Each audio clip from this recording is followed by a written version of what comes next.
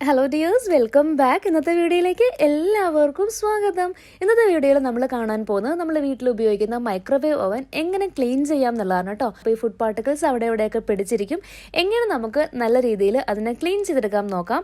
ആദ്യം തന്നെ നമുക്കതിൻ്റെ ഉള്ളിൽ നമ്മൾ ഈ ഫുഡൊക്കെ ചൂടാക്കുമ്പോഴത്തേക്കിനും ഇങ്ങനെ മൂടി വെക്കുന്ന ഒരു പാത്രം ഉണ്ടാവത്തില്ലേ, അതിനെ ഒന്ന് എടുത്ത് മാറ്റാം. അതിനുശേഷം നമുക്കൊരു ചെറിയ ബൗൾ അതിലേക്ക് വെച്ച് കൊടുക്കാം. അതായത് മൈക്രോവേവ് ഓവൻ സേഫ് ആയിട്ടുള്ള ഒരു ബൗൾ എടുത്തിട്ട് അതിലേക്ക് കുറച്ച് ബേക്കിംഗ് സോഡ ഇട്ട് കൊടുക്കാം. ഇതിനങ്ങനെ പ്രത്യേകിച്ച് അളവൊന്നുമില്ല കേട്ടോ, കുറച്ച് ഇട്ട് കൊടുക്കാം. എന്നിട്ട് അതിലേക്ക് നമുക്ക് വിനെഗർ ഇടാം. വിനെഗർ ഇടുമ്പോഴത്തേക്കിനും തന്നെ നമുക്ക് കാണാനായിട്ട് പറ്റും ഈ വിനെഗറും അതേപോലെ തന്നെ ബേക്കിംഗ് സോഡയും കൂടെ ചേർന്നിട്ട് ഇങ്ങനെ പതഞ്ഞു പൊങ്ങി വരും. എന്നിട്ട് അതിലേക്ക് നമുക്ക് കുറച്ച് മാത്രം വെള്ളവും കൂടെ ആഡ് ചെയ്ത് കൊടുക്കാം കേട്ടോ. അത് കഴിയുമ്പോഴത്തേനും ഇത് നല്ല പേസ്റ്റ് പോലെയാവും. എന്നിട്ട് നമുക്ക് ഈ ഓവൻ അടച്ചിട്ട് അതിന് നമുക്കൊരു 5 മിനിറ്റ് ഈ മൈക്രോവേവിൻ്റെ തന്നെ മോഡിൽ കടന്നിട്ട് ഇതൊന്ന് ഓൺ ആക്കാം. അപ്പോൾ ഇതിനകത്ത് ശ്രദ്ധിക്കാനുള്ള കാര്യം എന്ന് പറഞ്ഞാൽ, നിങ്ങൾ എടുക്കുന്ന പാത്രം ഈ മൈക്രോവേവ് ഓവൻ സേഫ് ആയിട്ടുള്ള പാത്രം തന്നെയായിരിക്കണം.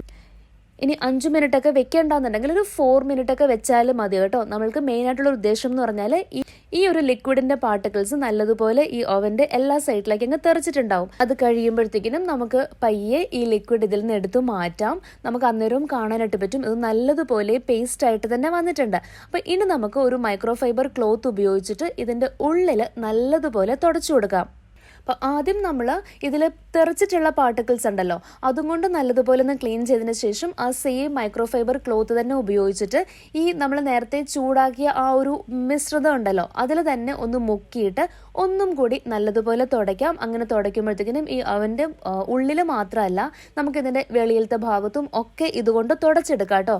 അപ്പം എന്തെങ്കിലുമൊക്കെ ഫുഡ് പാർട്ടിക്കിൾസ് ഒക്കെ ഉണ്ടെങ്കിൽ പോയി കിട്ടിക്കോളും. പിന്നെ അതേപോലെ ശ്രദ്ധിക്കാനുള്ള കാര്യം എന്ന് പറഞ്ഞാൽ, നമ്മൾ ഈ മൈക്രോവേവ് അവനൊന്നും ക്ലീൻ ചെയ്യുന്ന സമയത്ത് വേറെ കെമിക്കൽസ് ഒന്നും തന്നെ യൂസ് ചെയ്യണ്ട. കാരണം നമ്മൾ എത്ര വൃത്തിയാക്കിയെന്ന് പറഞ്ഞാലും അതിന് എന്തെങ്കിലുമൊക്കെ പാർട്ടിക്കിൾസ് ഇരിപ്പുണ്ടെങ്കിൽ അതിനുശേഷം നമ്മളുടെ ഫുഡ് ഇതിനുള്ളിലേക്ക് വയ്ക്കാൻ പോകുന്നതാണ്. അപ്പം അതിൻ്റെ ചെറിയൊരു ഡ്രോപ്പ് ആണെങ്കിലും നമ്മളുടെ ഫുഡിലേക്കൊന്നും വീഴാതിരിക്കാൻ വേണ്ടിയിട്ടാണ്. വേറെ ഒരു തരത്തിലുള്ള കെമിക്കൽസും യൂസ് ചെയ്യുന്നില്ല. ഇപ്പം ഇവിടെ നമ്മൾ ഉപയോഗിക്കുന്ന വിനെഗറും അതേപോലെ തന്നെ ബേക്കിംഗ് സോഡയും മാത്രമാണല്ലോ.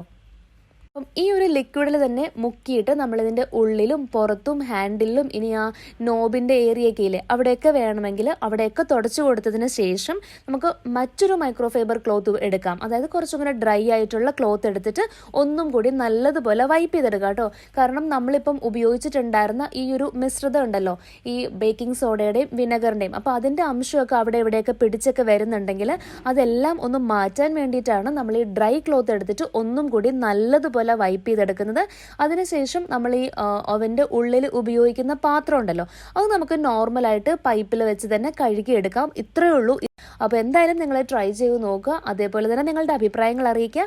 മറ്റൊരു വീഡിയോ ആയിട്ട് നമുക്ക് ഉടനെ തന്നെ കാണാം. അതുവരേക്കും take care and stay safe.